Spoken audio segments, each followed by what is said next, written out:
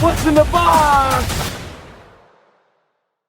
Hello, welcome to episode 5 of What's in the Box.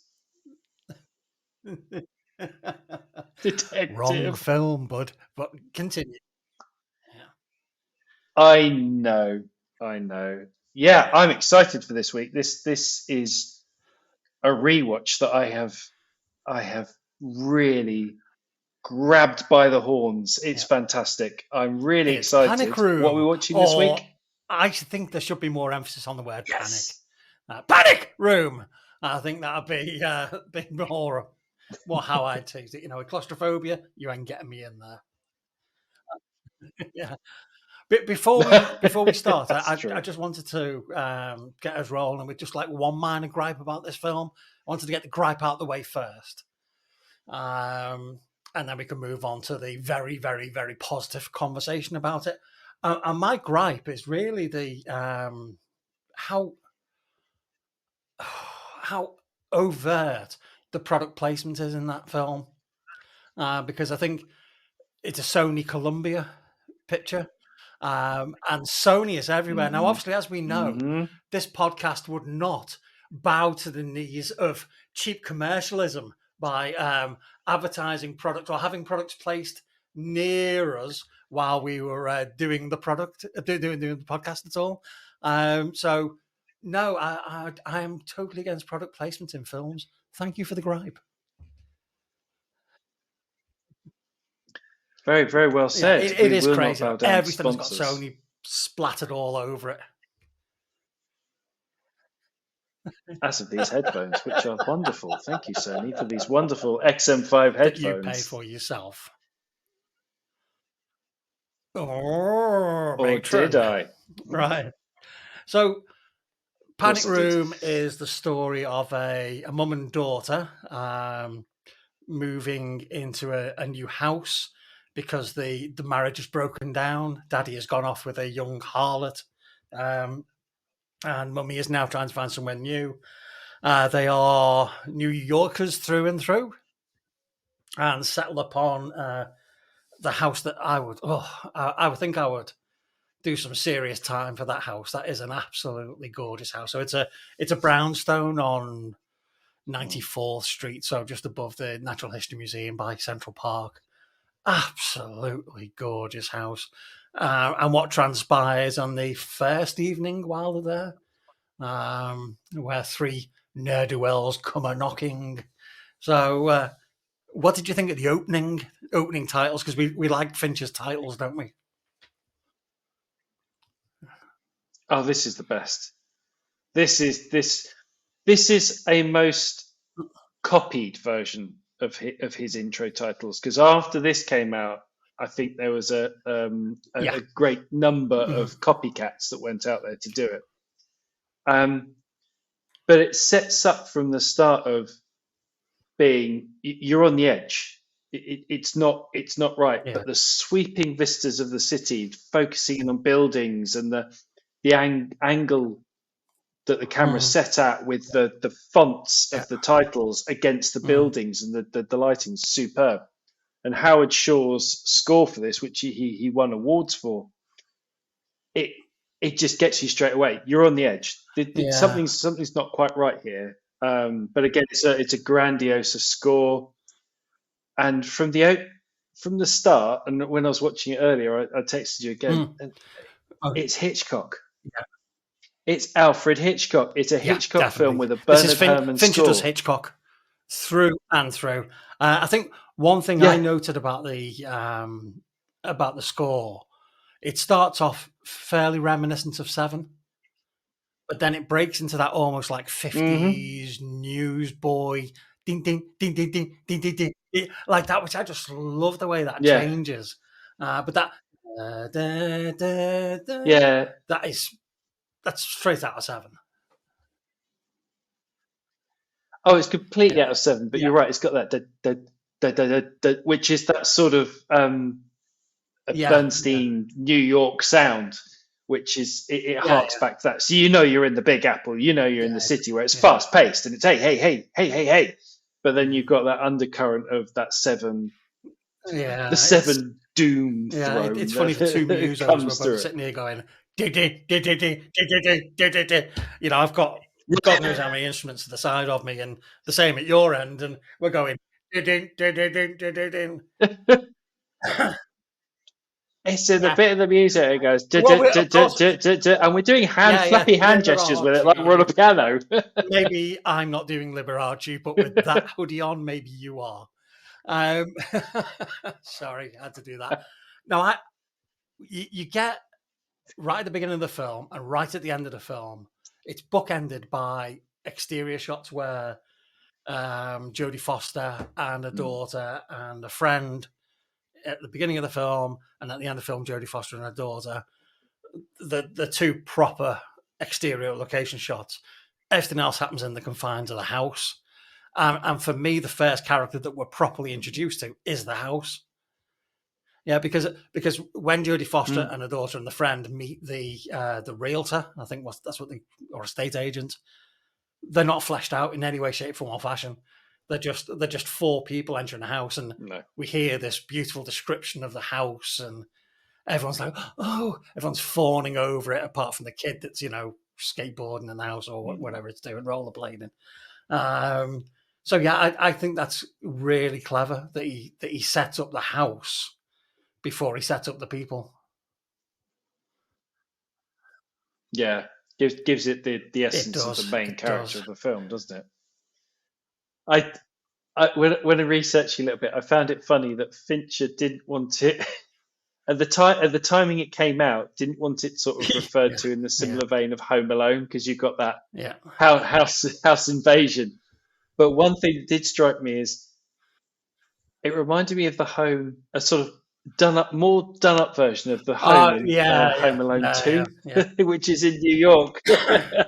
So that sort of cropped into my mind. But yeah, I get that the home is the character again, and Finch would want to invade that popular film of a few years prior. But yeah, interesting, the book ending of it, which I sort of hadn't fully grasped. Yeah, I think one of the things that really struck me as well is the sound design of the film. Not necessarily the actual sound design and the music, but how sound becomes another character. And first off the bat, as soon as they're in the bedroom, Jodie Foster says, "Is there something wrong with this room? It's smaller than it should be." And they open the panic room.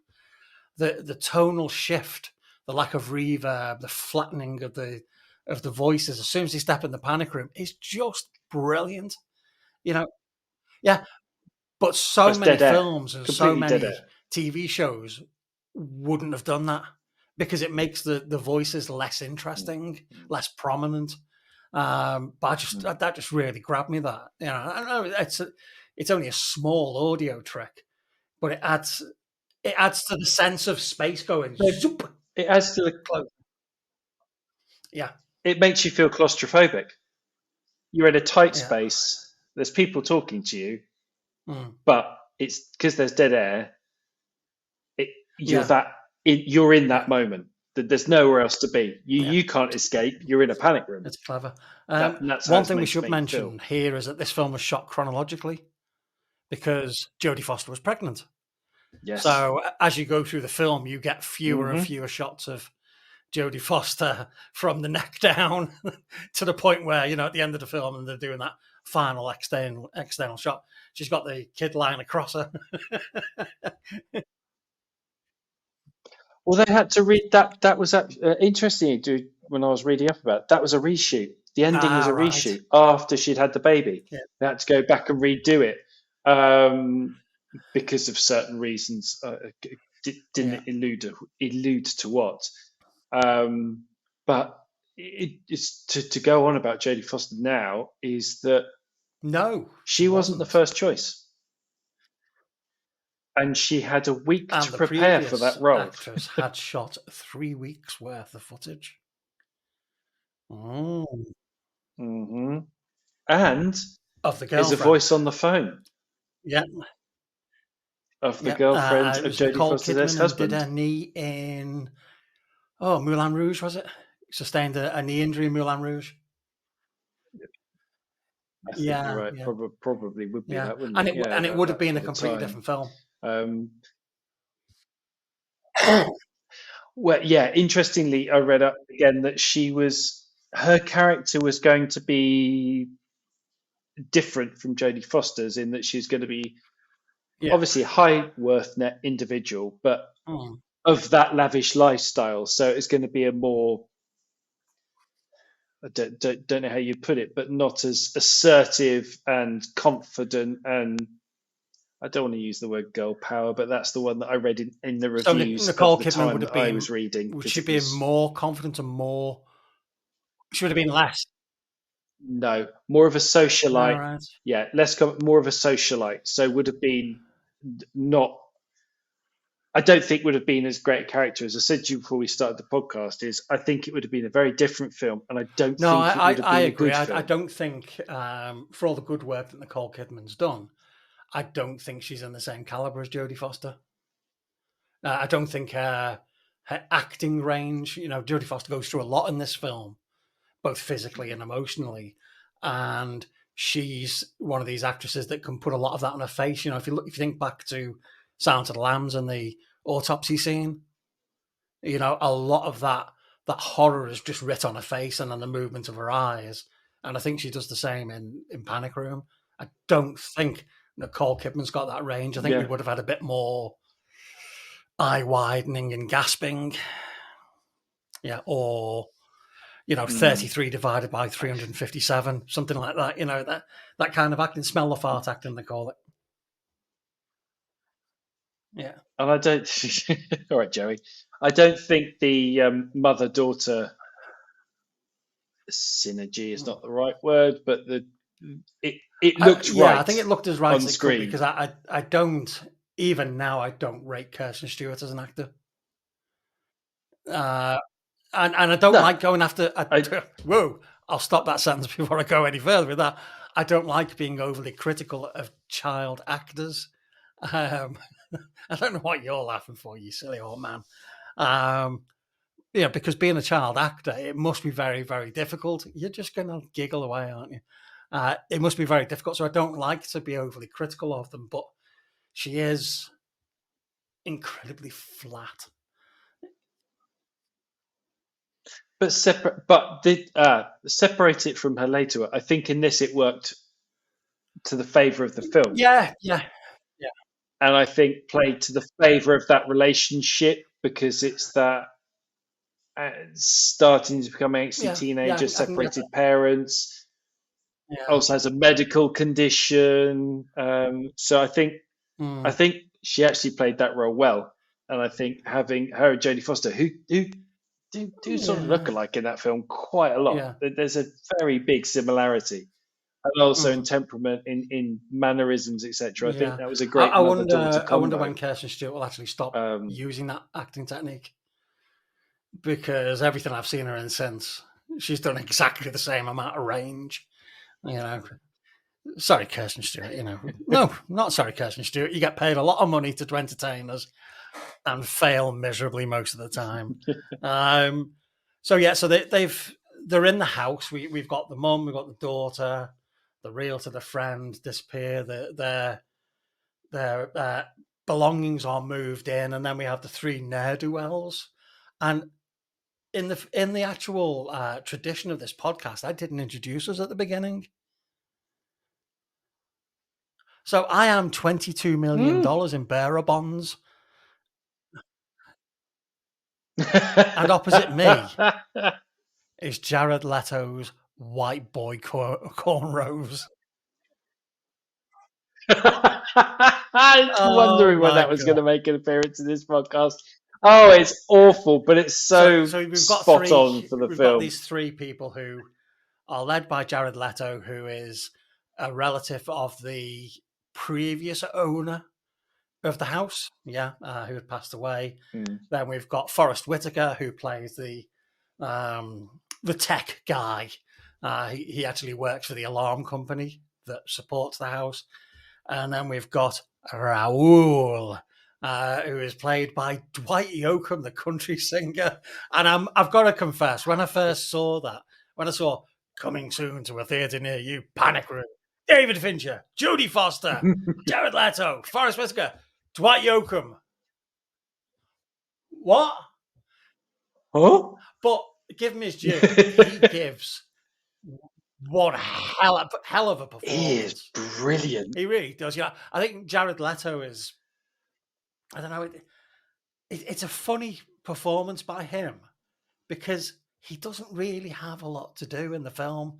He's the spoiled brat who wants the money and has no skills apart from getting a titty lip on when things don't go his way. Who has to bounce off Forrest Whitaker and Raoul. Who's Raoul? I am. Or who are you? I am Raoul. It's so. Well, that's it. Craigslist wanted heavy for home invasion. Hey, 555 Raoul. But Mr. Leto is dispatched of fairly swiftly. He's ousted from the leadership of that group quite quickly because Raoul steps forward because his pure intention to be there is one of greed. Yeah. You could hark back to Seven and say, well, he is greed. But I like Forrest Whitaker's character. I think there's quite a lot of range for that character. He's a single parent who has a young child, doesn't have a lot of money. He's doing the job to get some money to support the kid. If crime could be honourable, I suppose he might be somewhere on the borderline in the grey area. But that soon starts going to rocking horse shit when Raoul starts to take over. So one of the things that we get this lovely establishing shot of Jodie Foster in bed where she's just resting. And this is where Fincher does his amazing, it's absolutely insane. And from a nerd point of view, it's the reason why it isn't out on Blu-ray. I'll go back to that in a minute. But this shot where the three bad guys approach the property from the front. So the camera comes down, through the floor and everything, and then through the kitchen. It's all in one take. A lot of it's digitally done, obviously. Through. We see them coming down the steps through the window and crashes right into the lock where it goes like that, and it's locked. But then we think, the camera's going to stop there. But no, the camera goes, whoop, turns around, goes through the table and chairs, goes through the coffee pot, and goes to the back door where they try the back door. And it shows how much thought has gone into how they're going to get into the house because they've gone from the front to the back. And then when the back door's locked, the camera then goes whoop, straight up through all the floors and the ceilings and everything to the roof where they eventually gain access. And that whole shot is just awesome. Oh, it is fantastic. I mean, the thing about that is that it was a fully built house and soundstage. Yeah. Costing millions to build.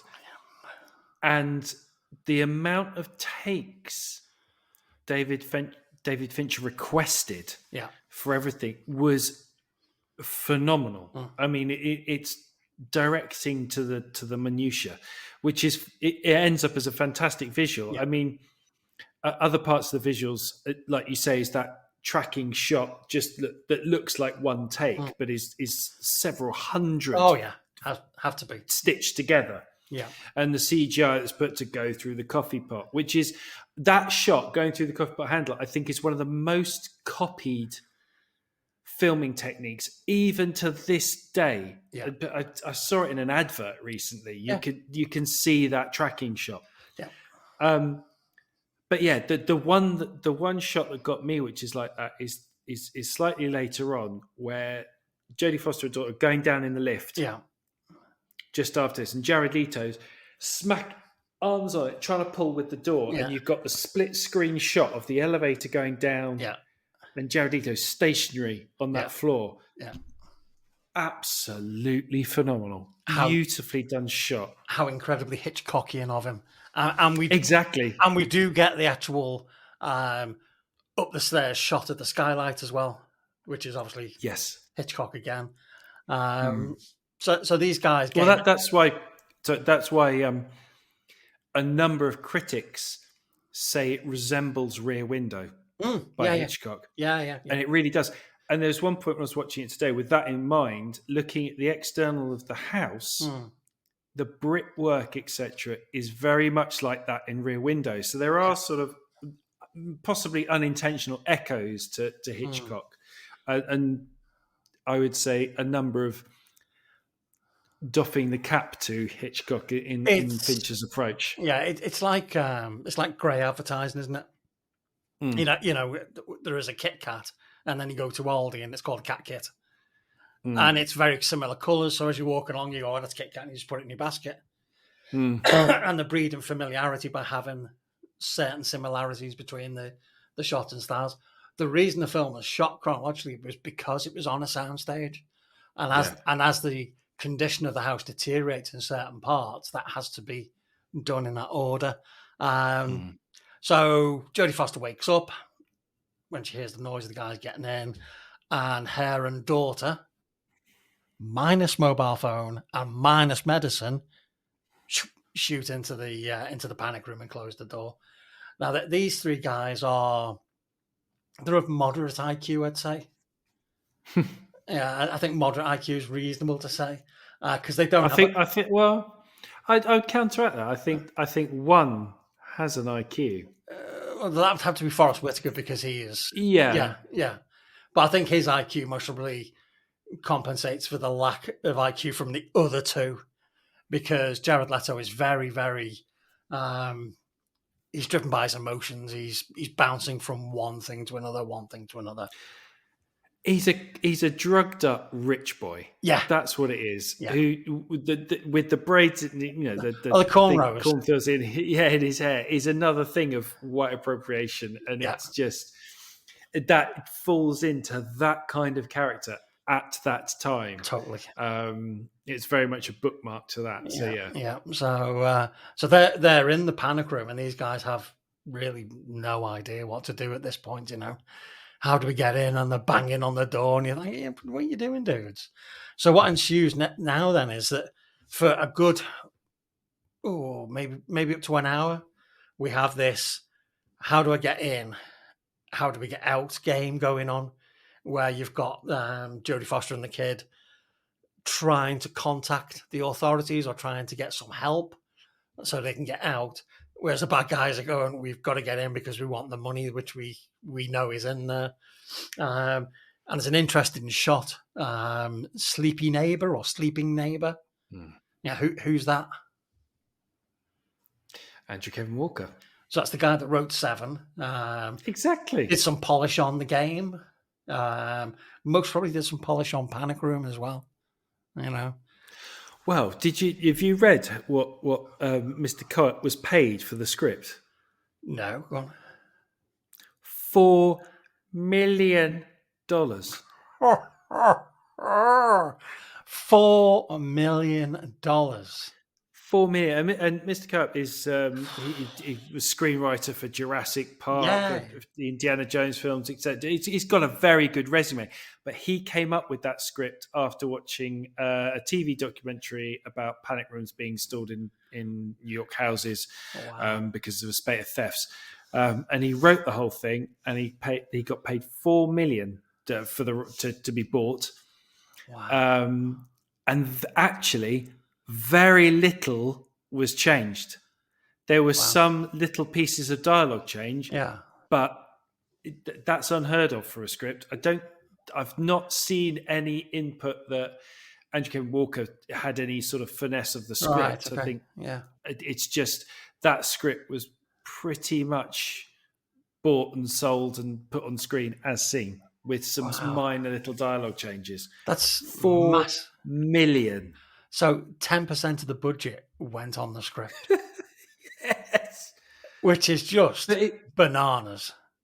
But if you look at the list of directors who were shown the script to direct, it's quite impressive. Yeah. And Forrest Whitaker himself was asked if he wanted to direct it, but he turned it down. Yeah. I suppose Ridley Scott was on there somewhere, was he?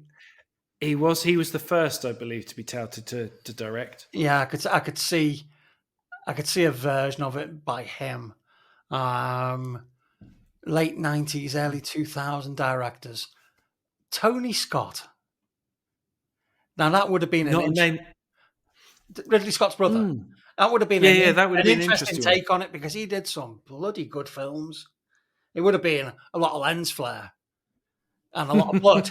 But he did some really good films, Tony Scott. That would have been an interesting take. So who else was on the list? Do you know, I can't remember. I got to the Forrest Whitaker bit and thought that would be really interesting. Yeah. But he read it and just turned it down for not thinking he could fulfill it. Yeah, that's like Gene Hackman with Silence of the Lambs, isn't it? Yeah. And that's, I don't know. I'm not aware that Forrest Whitaker had directed anything at that point. I don't. Do you know what? I don't know if he had. That'd be an interesting one to do a dive on. Because it's interesting to offer an actor a film, a directing gig. Yeah, exactly. Was there a spate of that happening at the time? Slightly. No, I don't. Nothing springs out to mind. Yeah. So I've just brought it. Okay. Just brought it up quickly now, but it was Ridley Scott and Forrest Whitaker. Uh-huh. They were the two that were thrown it. And yeah, interestingly, Fincher saw it as a cross between Rear Window and Straw Dogs. Yeah. Though he was concerned a modern audience would compare Panic Room more to Home Alone than to Rear Window. There you go. That goes into my argument. Totally, yeah. Yeah. Okay, so you got the female leads trapped in this room, and not all of the utilities are hooked up, so they don't have a hard landline to ring out on.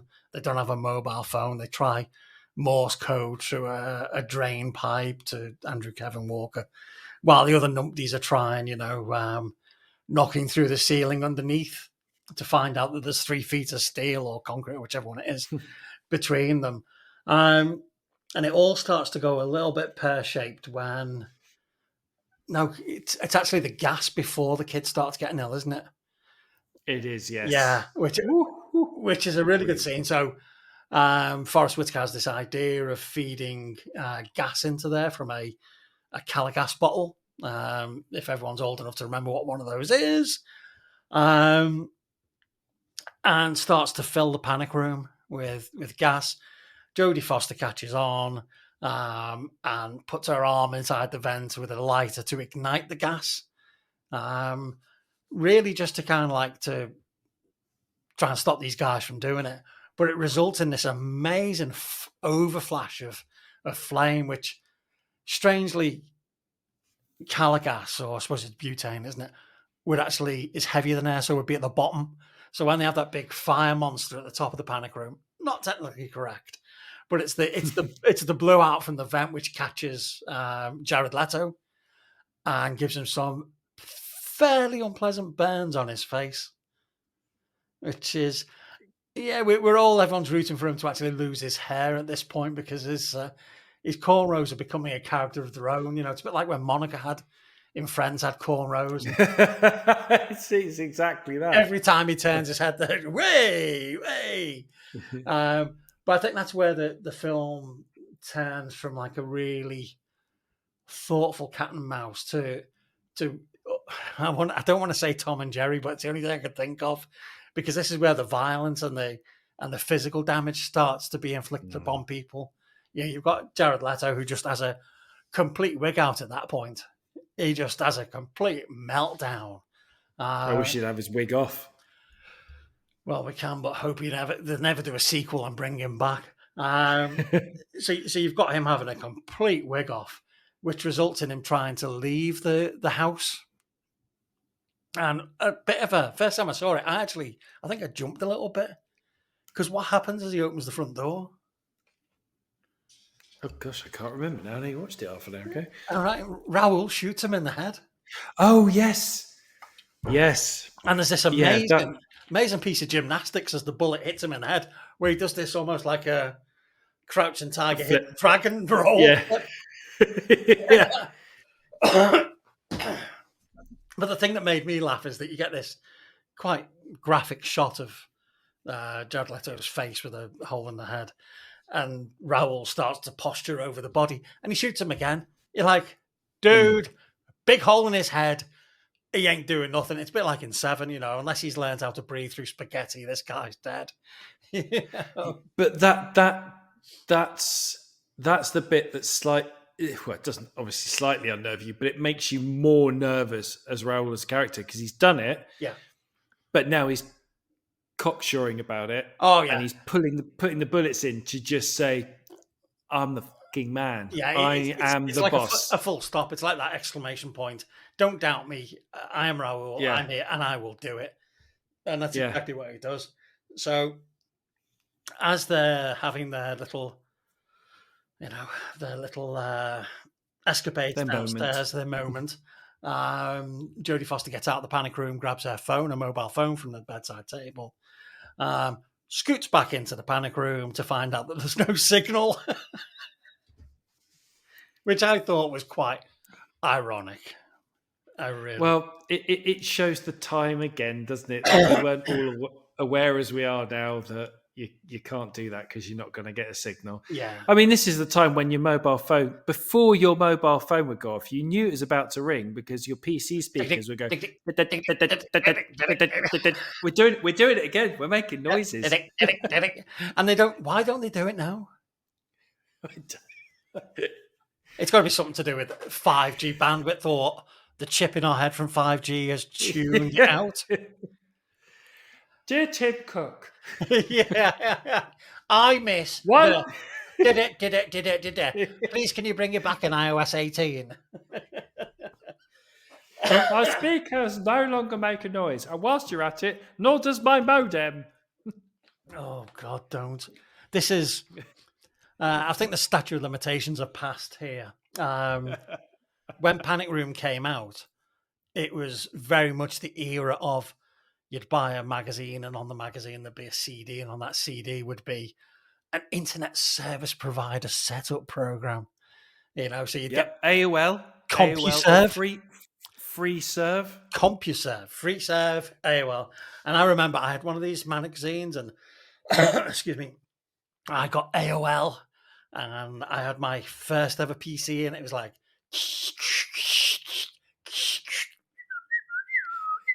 it was like R2D2 was it's like treading on R2D2. Yeah, it's R2D2 being depressurized. Welcome to the new Mondo Street podcast. Two old gits reminisce. two old gits fail badly at beatboxing. And this is the Your Honor, this is the one and only time I downloaded a film. And it was for you because you saw Panic Room and you wouldn't shut up about it. You wouldn't shut up, and you went on and on and on about it. So I thought, I'll be a buddy. So I downloaded a copy of Panic Room, pretty crap cam version. Yeah. And it took me days and days. I can't tell you how. And the thing is, at those times, you were charged on your phone line for every connection. Mm-hmm. Not for the duration of how long you were on the internet, but every time you connected, it cost you 10p or something like that. And if it booted you off, then you had to connect again, another 10p. So I spent days, and I thought, what I'll do is I will make this into a video CD for you. VCD with an interactive menu.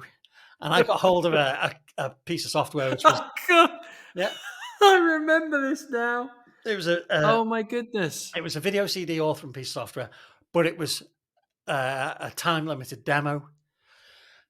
And the only way I could work around it was if you wanted to watch the film and use the interactive menu, you had to change the time and date on your PC to like 1999, so the software still worked. Instead of just giving you the film on a disc going, there you go, mucker, and letting you watch it whenever you want. Honestly, the amount of effort I went to that disc. I missed that version of the Prince song. The only way you watch the CD if it's 1999. But it was just that, honestly, the amount of time and effort that went into that. And I'm convinced you never watched it. Well, I was at that time. I do remember this now as some faint memory in the grey lockers of time. But I do remember that film. I bought. I had a special edition DVD. Yep. I imported on CD the film score, because at that time, trying to get film scores was really quite difficult for some reason. I don't know why. I mean, now it's Spotify, Apple Music, done. But at that time, I had got a special import on the CD, which cost at that time £20, which even today is a lot of money for a CD. I played that £20 in 2002. Yeah, I got hold of because I was collecting film posters at the time. I got an original film poster artwork, had that framed. Everything about that film I just consumed, and I think at that time as well, I was doing. I was at university, but I was also doing film promotion as a job. Yeah, and I had to do promo screenings for that film. So we'd set up in the local cinema. It was at Liverpool at the time. Yeah. So we'd work with the local cinema and the press, and I get press in and everything. But I didn't care. I was doing it for like a pittance. Yeah. But I consumed that film to the nth degree. Wow, it's amazing, isn't it? Yeah, yeah. So for that, for some reason, I can't understand why. I mean, everything I've just said doesn't point to it. No, and I don't have to watch it all the time. I can go a day or two without watching it if I want to. It's not like I'm addicted to it or anything. No, I can do it.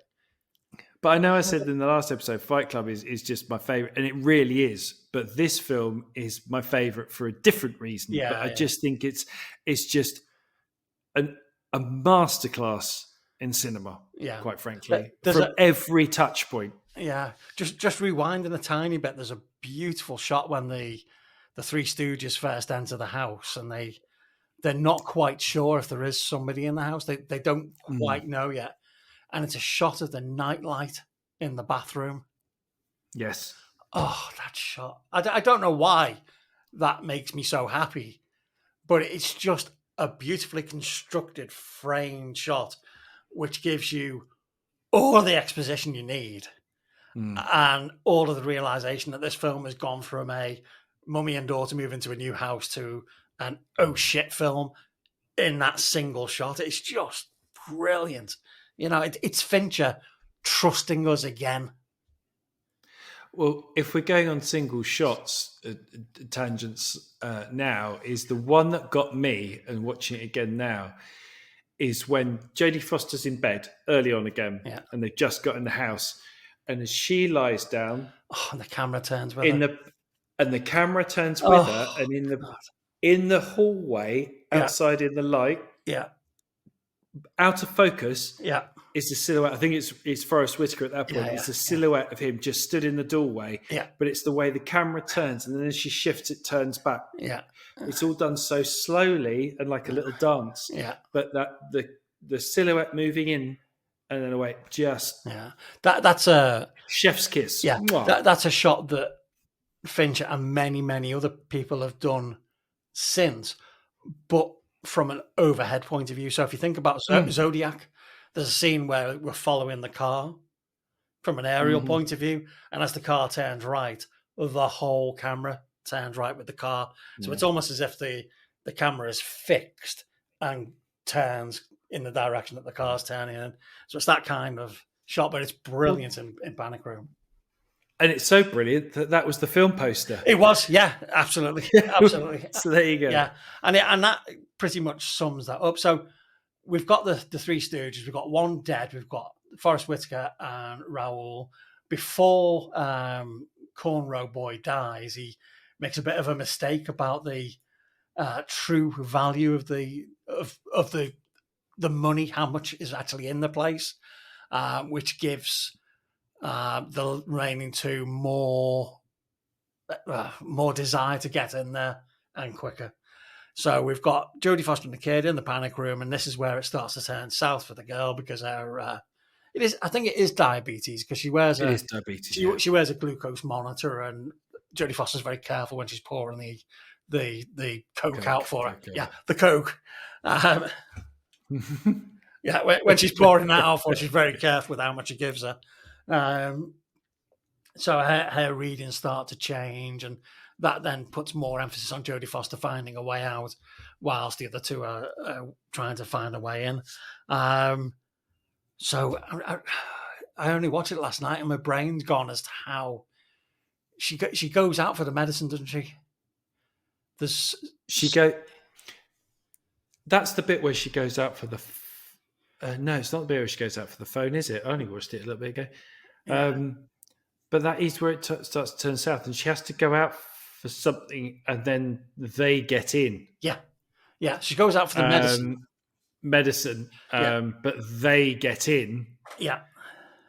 And that's one of the most uncomfortable scenes because there's a bit of body damage in that is just. Oh, it's brilliant! Horrible. It is horrible. It is beyond Fincher. So one of the do they call it a MacGuffin or a plot device or something like that? When they're first shown the panic room, it's like, oh, what's to stop me getting locked in here or caught in the door? And the estate agent goes, there's a laser in the door, and closes the door, but puts his hand like that and breaks the laser beam, and the door stops. But Raoul, unfortunately, doesn't break the laser beam with his hand, and the door closes on his hand. And I think this is the best bit of acting by Dwight Yoakam at this bit. No, it's so the good. Screams he lets out, and the noises he's making is like, I'm going to be sick if he doesn't. It's so believable. Yeah. It is. You're right. You want to be sick because it's. Yeah. The expression on his face, the sweat, and just the that voice it's just horrific. Yeah. And he's got his hands stuck. Yeah. And then when Jodie Foster comes in and starts kicking the door, oh, it's brilliant. And every time she kicks the door, he starts screaming again because the vibrations going through. It's such a little detail, but it's absolutely brilliant. There's actually for me, and Doctor help me, but there's actually quite a lot of comedy in that. Because when she is kicking the door, he's this tough guy reduced to wailing.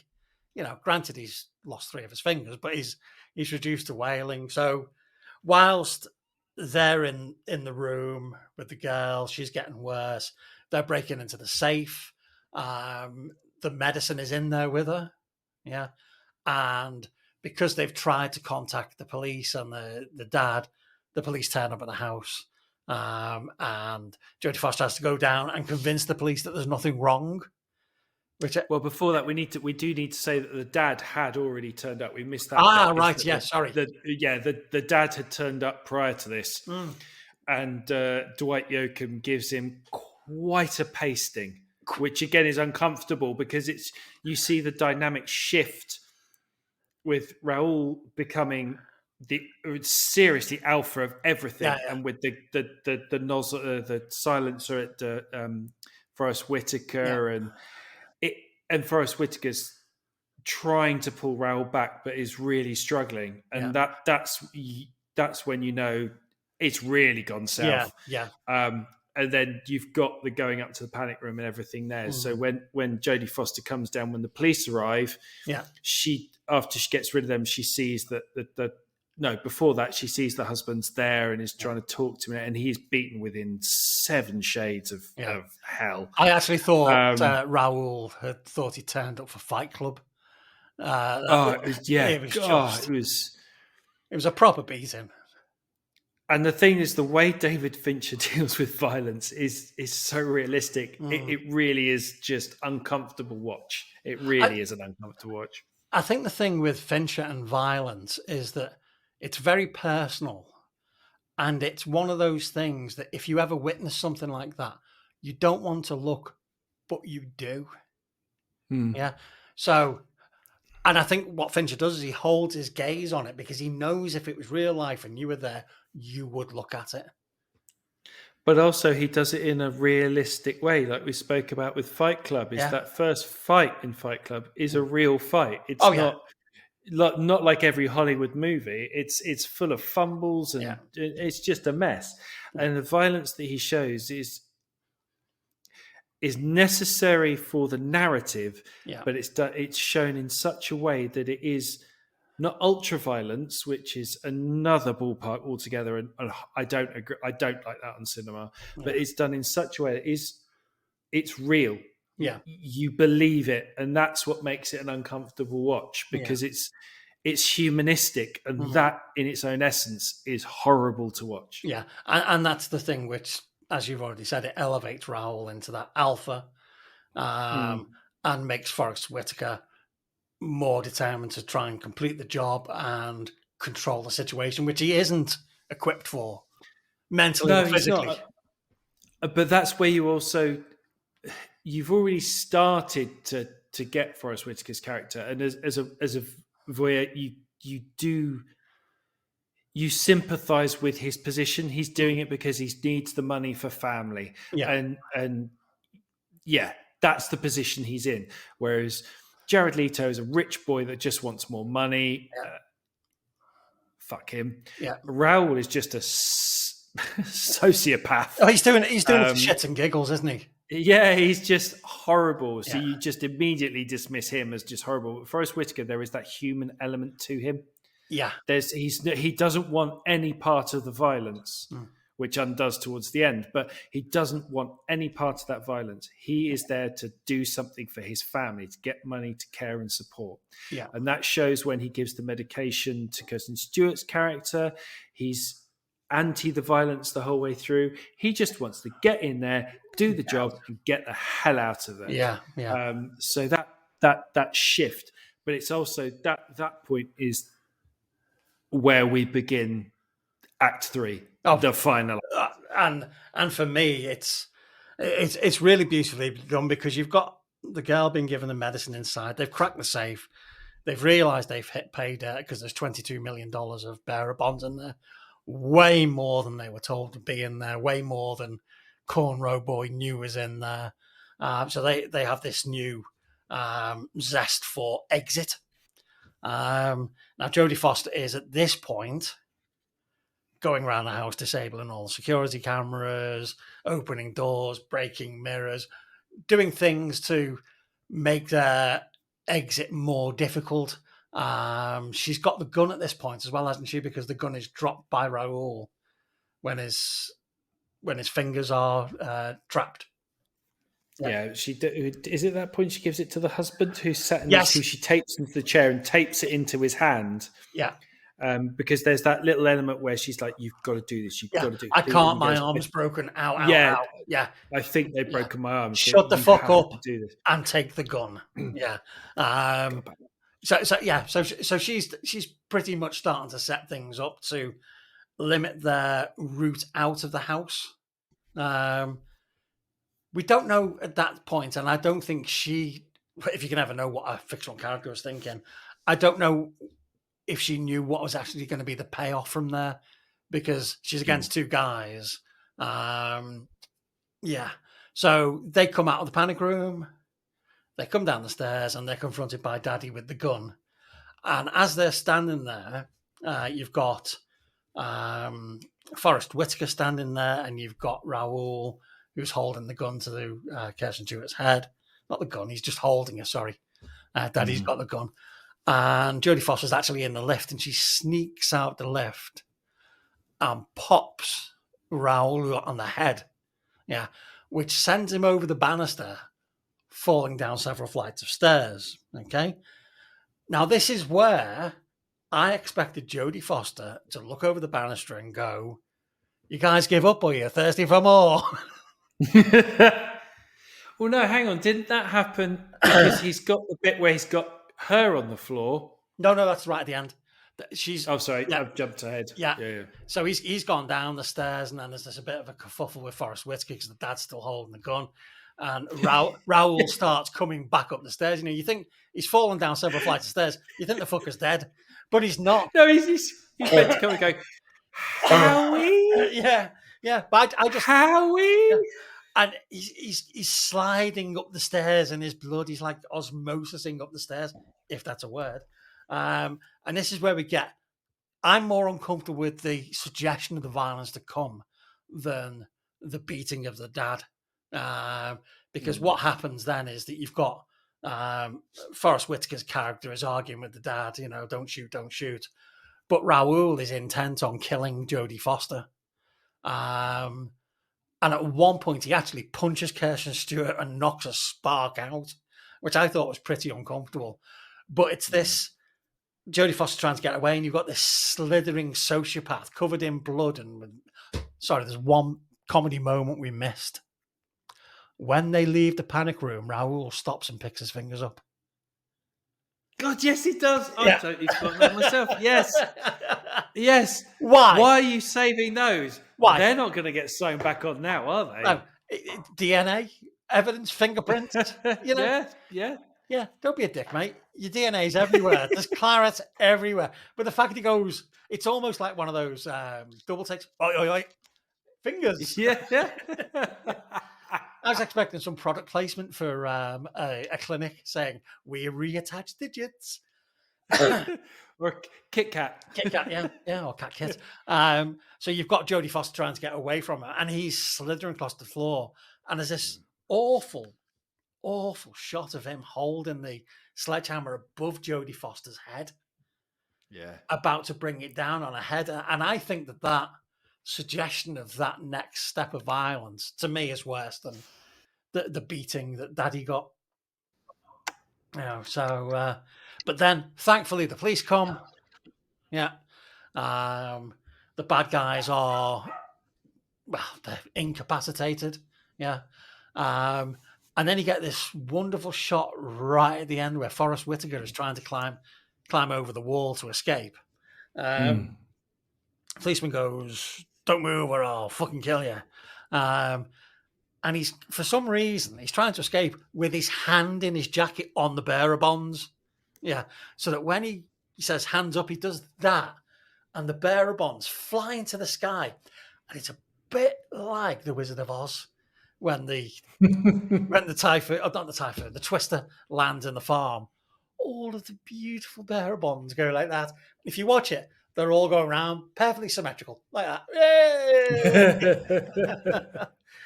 I think that's the point of, well, if we can't have them, nobody can. Yeah, and you then get the end scene, which is obviously in the same time frame because there's still some bruises and cuts visible on Kirsten Stewart and Jodie Foster, and that's where they're just looking at other somewhere else to live. Basically, do we really need all that space? I think is the line. All in all, I think it is an absolutely amazing film. I really do. Oh, it's like I said earlier. To me, it's a pinnacle of Fincher. I mean, Fight Club was amazing, and this just different films and brilliant, both brilliant for different reasons. Yeah. What do you think? To me, this is the end of that Fincher. Before we go into the next phase. Yeah, I was thinking that, we had Fight Club, which was 1999, so it's on the cusp of the millennium. And then Panic Room was filmed in 2001, 2002, so the very start of the millennium. I think of Panic Room when I watch it as an analog film. That Fight Club was very, very digital. Fight Room and Panic Club. Fuck off. Fight Club was very digital. It was very CD, LimeWire. It was very, very much, naught and one. LimeWire. Oh my word! But that was about the right time. But I always think of Panic Room as being shot on proper film with proper cameras. I expected to see at the beginning of it in CinemaScope, color by Yeah, but that harks back to that Hitchcock theme, doesn't it? Yeah. It's very much. You're right. It is analog. It's of a cinematic era. Yeah. Like you say, Fight Club is very much in your face, digital, Yeah. boosh. Yeah. We're advancing into the next millennium. Yeah. We've got into the next millennium. Planes didn't fall out of the sky at midnight on the 1st of January. We're all okay, people. Yeah. So you sort of got that moving into the next millennia, and just it's almost like we got caught up in reminiscing about what cinema should be about. And I think what Fincher did in that film is he definitely harked back to the 50s and 60s. The whole construction, the way it's shot. Yes, there are some incredibly amazing technical shots in there, a lot of CGI, but the fact that it's shot in one soundstage, the fact that it's shot chronologically, the fact that it's an incredibly small cast, that's what I love about it so much. It feels like, whilst the subject matter isn't, the film feels warm to me. Well, it's interesting because Fincher said that after Fight Club, he wanted to do something more simple. Yeah. Because Fight Club was like 100 locations, and it was just for a film that is what it is. Yeah. It's far more expansive than it takes credit for. Totally. Whereas Panic Room is just that it is. Well, Fincher saying he wanted to do a simple film. Tens of millions spent on the set. Yeah. Multiple hundreds of takes taken per scene. It's still not that simple. And the process of getting it made, because it had to be made before an actor's strike. Yeah.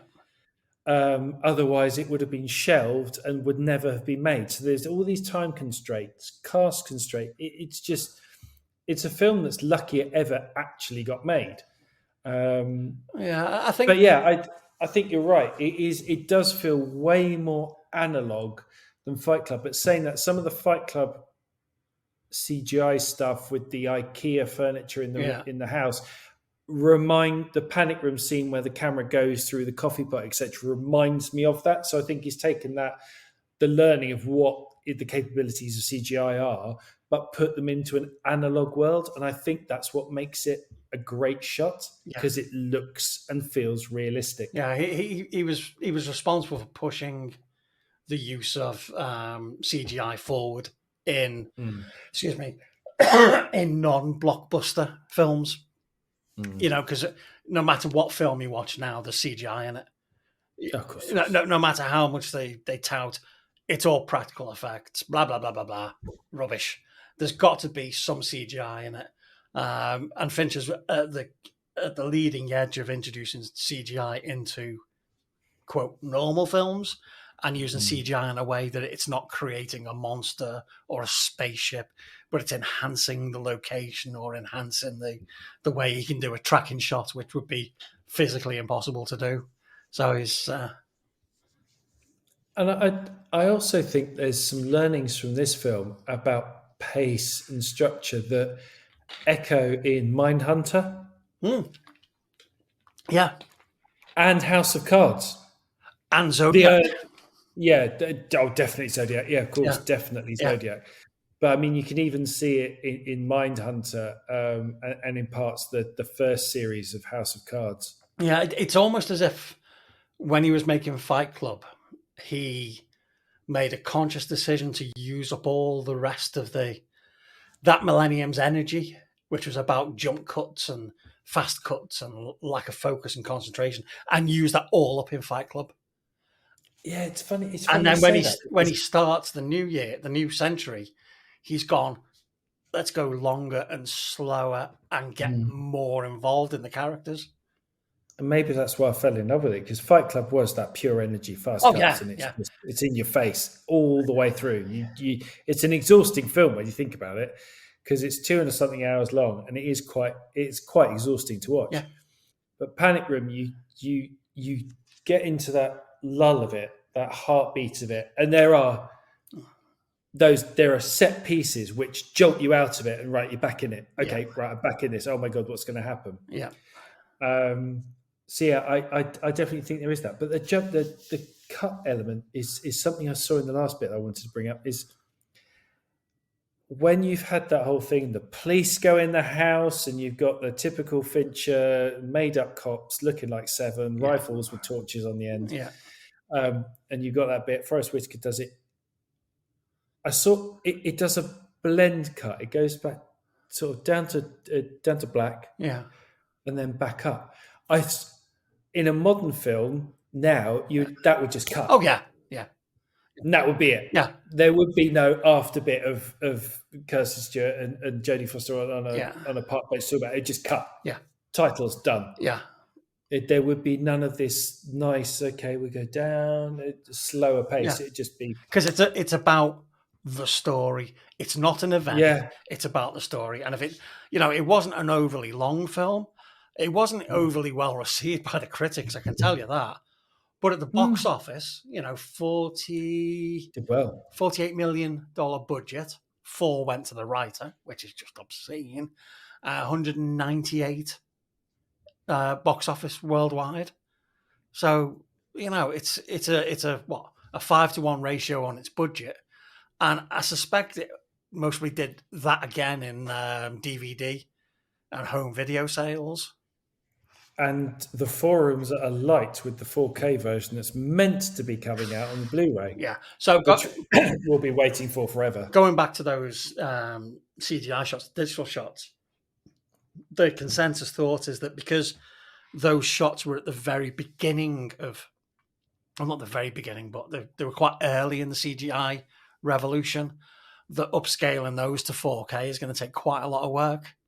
Because as soon as you get it to 4K, if you don't change the actual, because they're going to remaster it, obviously, they would have to change some of the elements of the CGI to make that look as good in 4K as it does in 720p, I think is the best copy you can get of this film.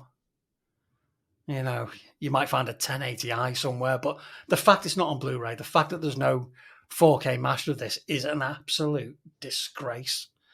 And I say that as a Fincher completist. I open up my drawer and there's all my Fincher films, and there's DVD stuck in the middle, and I go like that. But it's a film that deserves to have that level of love lavished on it, far more than there will be a 4K transfer of Madam Web. There will be a 4K transfer of Argyle and shit like that. But such a really good and important film hasn't had it, and I think that's wrong. I think that's not showing love to the fans. Yeah, let me just... I'm good. I haven't got my phone with me because I was going to have a look on Apple, because I've got mine on Apple, and I thought Fight Club wasn't a 4K rendering, and when I checked it, it was a 4K rendering. Yeah. But I don't think Panic Room will be. Yeah, not all 4K is made the same, though. No, not all 4K is equal, as they'd say in Animal Farm.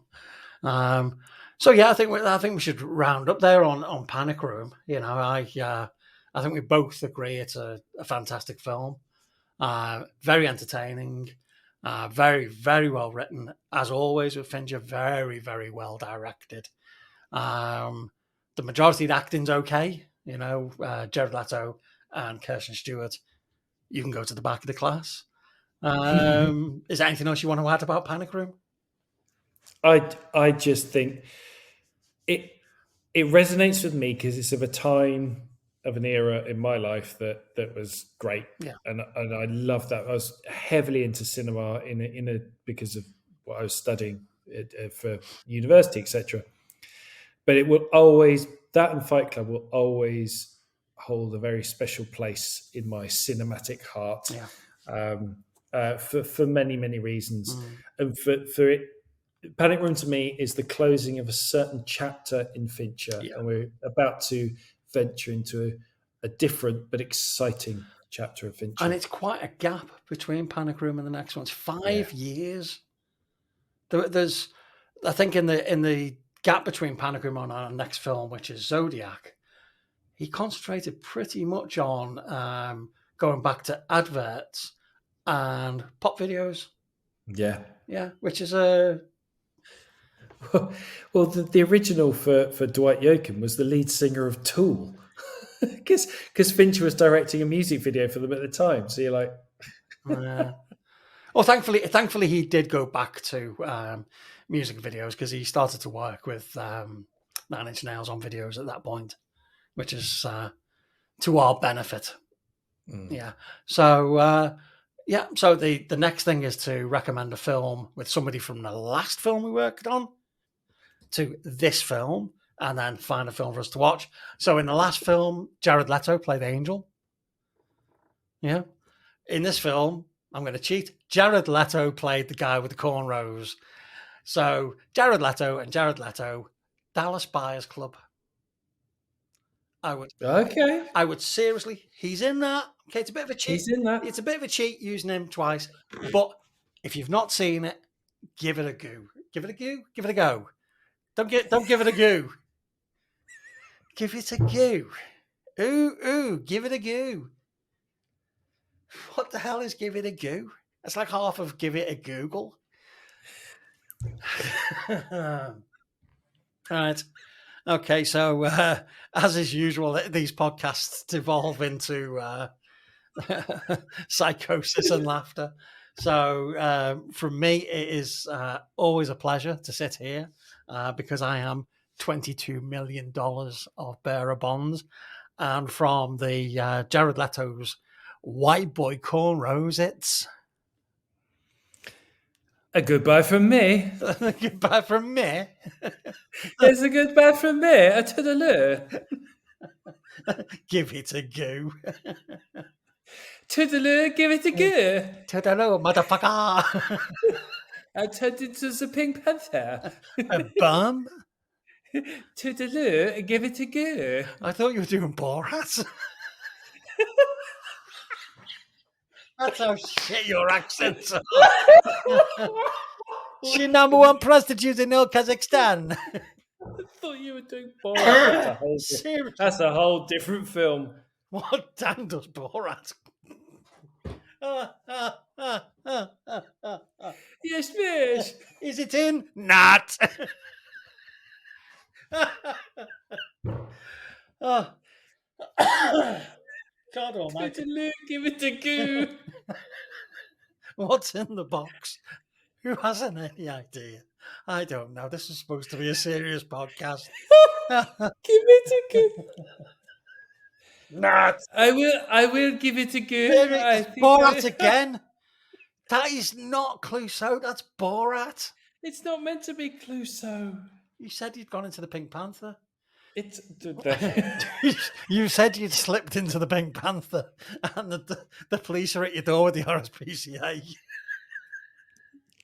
It puts the panther in the bucket, or else it gets the cream, or else it gets the good. Give it a go. You know, if there's anybody still watching this or listening to this, yeah, God save them. God save them. But you're very, very welcome. This is like, a bit of a free entertainment. It is the decline of the human mind, isn't it? Give it a go.